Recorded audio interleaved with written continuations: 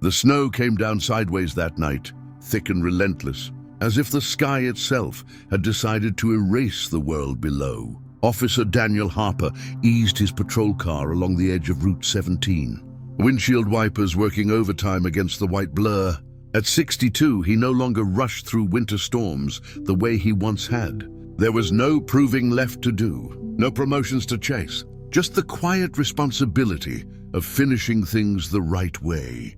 The radio crackled once, then went silent again. No accidents, no calls. Most sensible people were indoors, wrapped in blankets, with televisions murmuring softly in warm living rooms. Nights like this belonged to the forgotten edges of town, the empty lots, the closed factories, the places no one noticed anymore.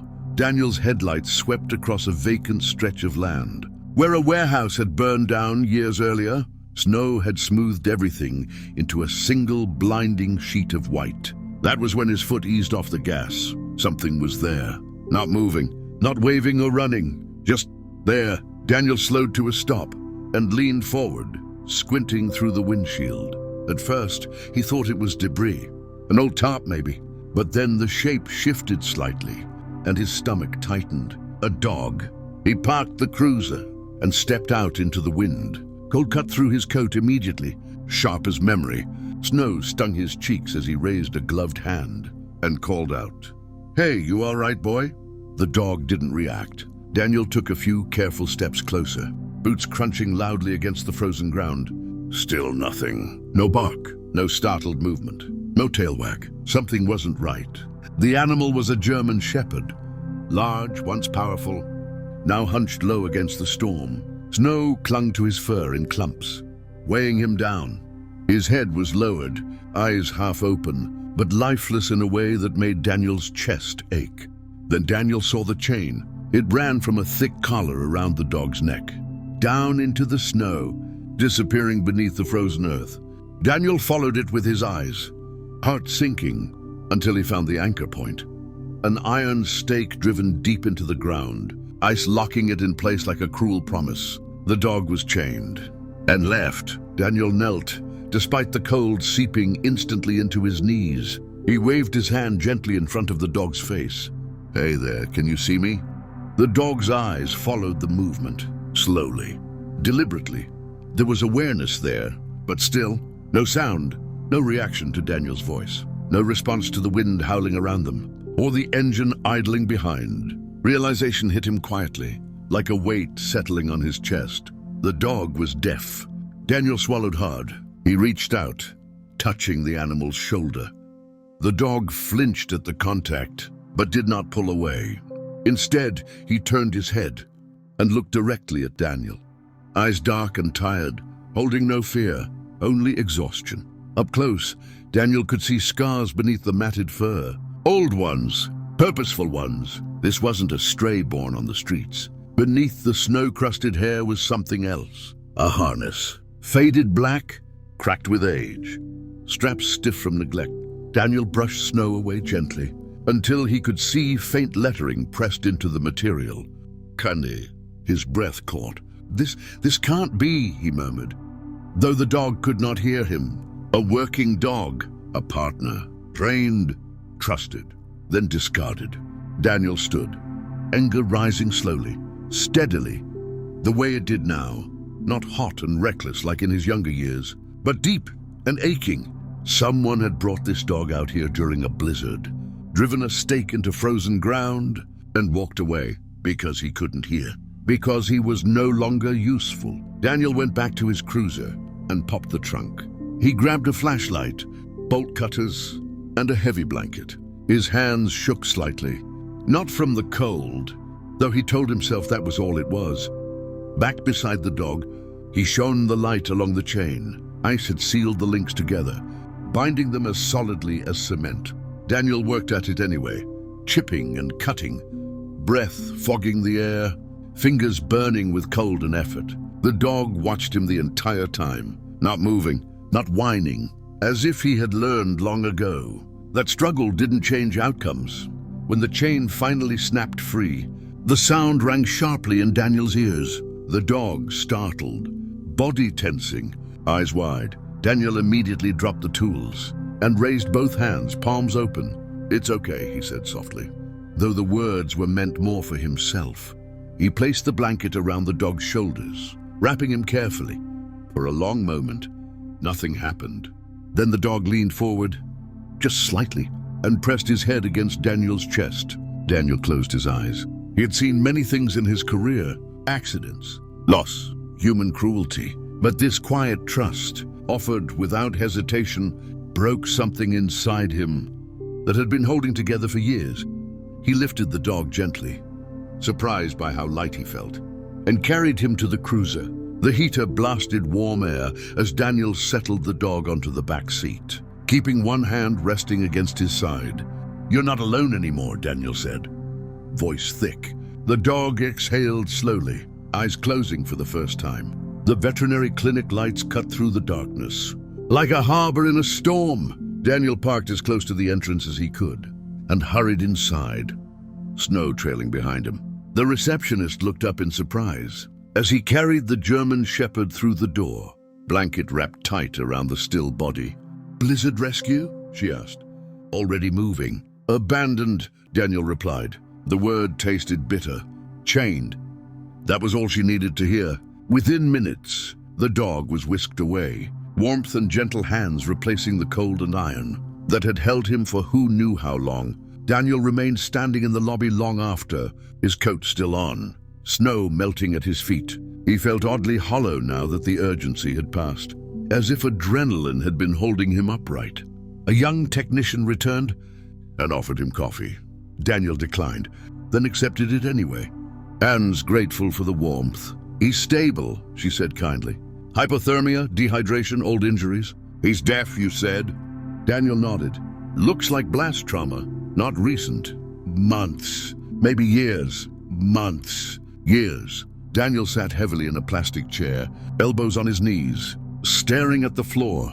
He thought about how easily time erased responsibility, how paperwork closed cases, how silence made suffering invisible. A veterinarian joined him shortly after. Gray-haired, calm, unhurried. The kind of man Daniel trusted instinctively. He was trained, the vet confirmed, extensively. Canine unit, most likely. He's gentle. That tells me he was handled well once. Daniel swallowed. Will he make it? The vet smiled faintly. He already has. They cleaned the dog, treated his wounds, and scanned for a chip. Nothing active. The canine registry number on the harness, however, told a longer story. Retired after an explosion during a training exercise. Hearing lost gradually. Reassigned. Then released. No follow-up, no placement, no safety net.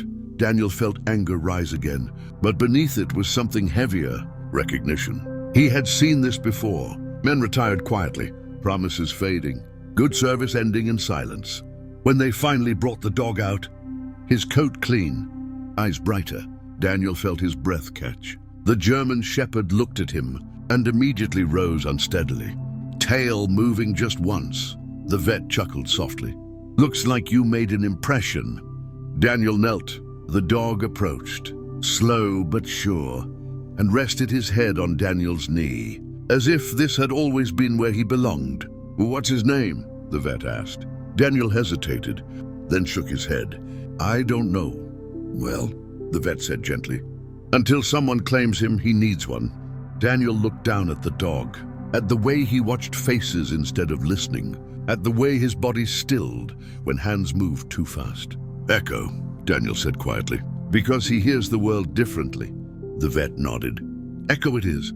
The paperwork took time. Dawn crept in quietly, pale light filtering through frost-covered windows. Daniel signed where he needed to, his pen pausing only once. "Owner," the word felt heavy. And right, by the time they stepped outside, the storm had softened. Snow fell gently now, like forgiveness. Daniel helped Echo into the cruiser, adjusting the blanket, then sat behind the wheel without starting the engine. He rested his forehead against the steering wheel. "I didn't plan this," he whispered. It felt like a confession. Echo shifted in the back seat, placing one paw against the console. As if to say plans were overrated, Daniel laughed softly, despite himself. The drive home felt different, quieter. not because of the snow, but because something inside him had settled. He thought of his empty house, his wife gone 5 winters ago, his daughter grown and states away. He had told himself he was content with silence. Now he wasn't so sure. At home, Daniel guided Echo inside slowly. The dog paused at the threshold, sniffing, eyes scanning, cautious but curious. Daniel let him explore at his own pace, following quietly. He laid out towels, water, food. Echo ate slowly, carefully, like someone afraid it might disappear. When he finished, he looked up at Daniel and waited. "Bedroom or couch?" Daniel asked, then smiled at himself. He patted the rug near the fireplace. Echo circled once and lay down with a sigh that seemed to come from deep within. That night, Daniel slept in his chair by the fire, one hand resting against Echo's back, feeling the steady rise and fall. For the first time in years, his dreams were quiet. The days that followed were slow, measured. Daniel learned quickly that Echo responded to touch and movement, not sound. A raised hand meant stop. A flat palm meant stay. A gentle tap on the floor meant come. Echo learned too. He learned the layout of the house, the rhythm of Daniel's mornings, the way Daniel paused before putting on his coat, always looking back. Neighbors noticed them almost immediately. "Didn't know you had a dog," Mrs. Collins said one morning, bundled in her scarf. "Neither did I," Daniel replied. Word spread. Children approached carefully, waving instead of calling. Echo watched them intently, tail wagging low and steady. Daniel showed them how to greet him, how to move gently. At church, Echo lay beside Daniel's pew, head resting on his shoes. When the hymns rose, Echo remained still, eyes closed, as if listening in his own way. Daniel bowed his head more often now, not out of habit, out of gratitude.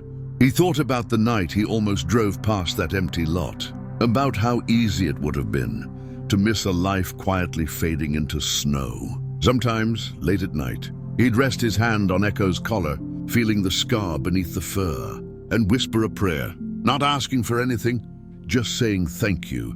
Winter loosened its grip slowly. Snow melted into memory. But the lesson stayed. Some beings don't need to be loud to matter. They just need someone willing to see them. Spring came late that year, hesitant and unsure, as if winter had lingered longer than it should have. Snowbanks shrank slowly along the edges of sidewalks, and the town emerged carefully, blinking in the pale sunlight. Daniel noticed these things now. He noticed a lot more than he used to. Echo walked beside him every morning, leash loose, movements confident but calm. The dog had gained weight, his coat glossy again, the hollows in his frame slowly filling out. His eyes, once dulled by fatigue, now held quiet alertness. He still did not hear the world, but he read it. Faces, gestures, intent. Daniel found himself slowing down for Echo, and in doing so, slowing down for himself. One afternoon, as Daniel brushed Echo's coat on the porch, he noticed the old scar along the dog's neck, where the chain had rubbed raw.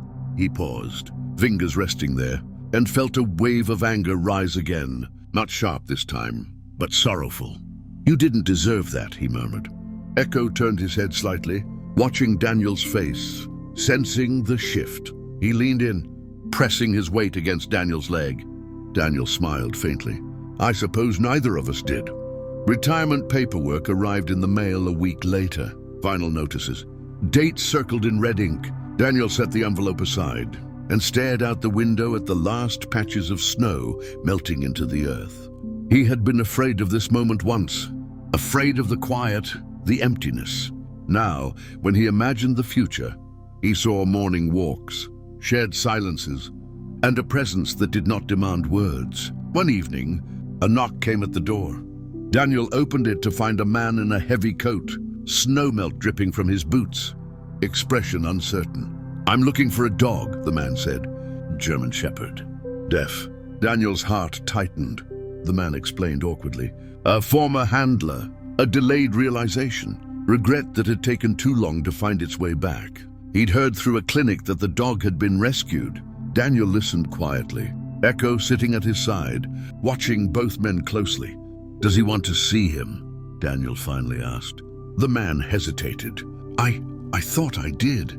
Daniel knelt and signed slowly to Echo, gestures Echo knew well now. The dog looked up at him, then at the stranger. He stood, walked forward, sniffed once, then calmly turned back and sat beside Daniel again. The choice was clear. The man nodded, eyes wet. "He's home," he said softly. After the door closed, Daniel sat heavily in his chair, overwhelmed by relief. Echo rested his head on Daniel's knee, grounding him. Some endings did not need conflict. They needed honesty. On Daniel's last day on the force, Echo rode beside him in the cruiser. They drove the familiar routes one final time.